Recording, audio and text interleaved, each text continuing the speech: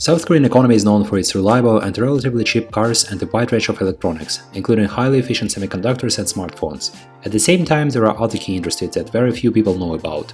For instance, did you know that the country dominates the shipbuilding market, with a global market share exceeding 50%? Millions of sailors and businessmen around the globe think of a ship, not a smartphone, when they hear Samsung.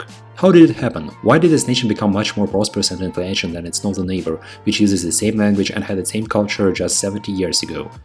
How could the country that was originally deprived of the most crucial resources needed for economic prosperity manage to reinvent itself and build up entertainment industries acknowledged even in the US?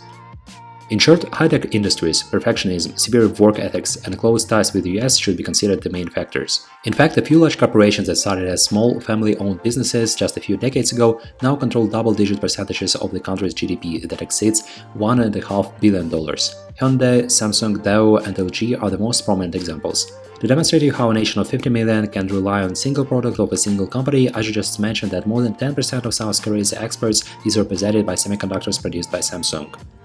Please make sure to like this video and recommend the topic for next episode in the comment section.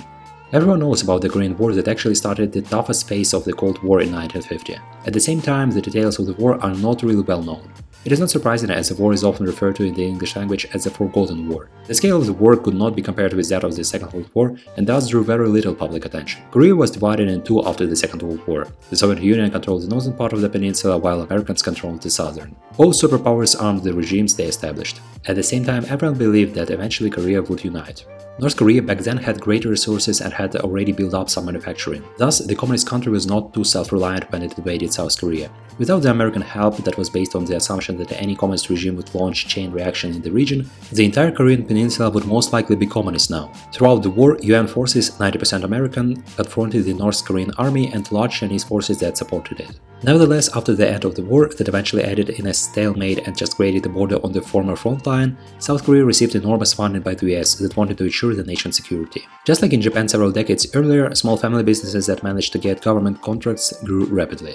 Just like in many other capitalist Asian countries, authoritarian rulers continued to emphasize export-oriented economy for several decades. This strategy proved to be fruitful, as 20% export growth rates led to 10% GDP growth rate. In the 1980s, the nation demonstrated the highest GDP per capita growth rates in the world. A small nation with few natural resources rapidly became one of the richest states on the planet. At the same time, the inequality rate is extremely high for a developed nation, a phenomenon often illustrated in South Korean movies. The rapid economic growth created a few industrial centers that attracted millions of migrants. Currently, around half of South Korea's population lives in Seoul and its suburbs. At the same time, South Korea suffers from a set of problems that is virtually identical to those in other extremely rich East Asian nations. One of the problems that will likely devastate the state budget, if not the entire economy, is the country's demography. Just like Japan, South Korea does not encourage or emphasize immigration. At the same time, there are currently 3 times more 60 years old than toddlers in South Korea. This means that a typical South Korean grandmother is considered to be lucky if she has just one grandchild. Here are some figures for a better understanding of the phenomenon.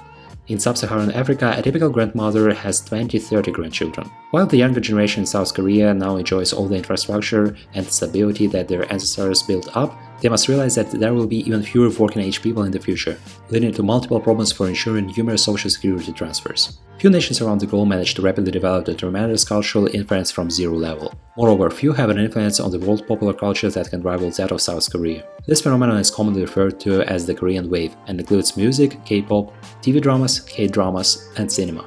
If you think that the free market and Western influence created the phenomenon and made it popular in the East Asian countries, you are mistaken. Although the great mixture of Oriental and Western cultures were one of the factors that contributed to the eventual success, the way the entertainment industry was built does not resemble the success stories of Western nations. Just like in many neighboring countries, the government had a sophisticated strategy to develop South Korean soft power. Since 1990s, the government used the tremendous export revenues to heavily subsidize and facilitate the development of various industries in mass communication and pop culture. Sometimes the government would spend more than 1% of the state budget on boosting popular culture. Moreover, South Korean stars in most cases do not enjoy the lavish lifestyle of their Western colleagues. They train and rehearse multiple hours a day, go through severe competition only to continue to stay extremely disciplined and focused on their predetermined career paths after becoming famous. Their life is guided by numerous written and unwritten rules regulating multiple spheres of life.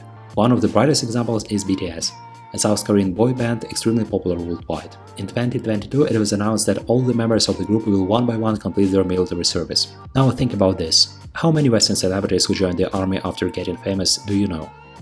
Please make sure to like this video and recommend the topic for next episode in the comment section.